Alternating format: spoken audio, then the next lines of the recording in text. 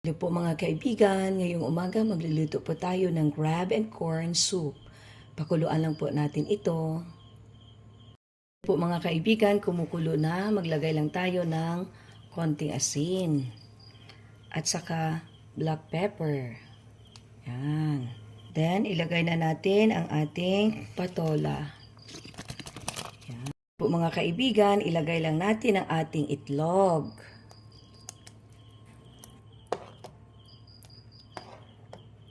At lastly, ilagay na natin ang ating daong sibuyas. Yan po mga kaibigan, luto na po ang ating crab and corn soup. Let's enjoy eating! Hello po mga kaibigan, ngayong umaga magluluto po tayo ng crab and corn soup. Pakuluan lang po natin ito.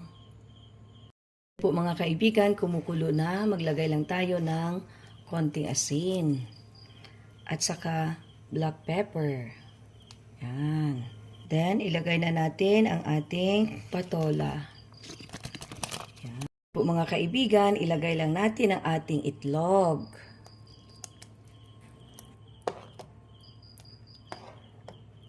At lastly, ilagay na natin ang ating daong sibuyas. Yan po mga kaibigan, luto na po ang ating crab and corn soup. Let's enjoy eating!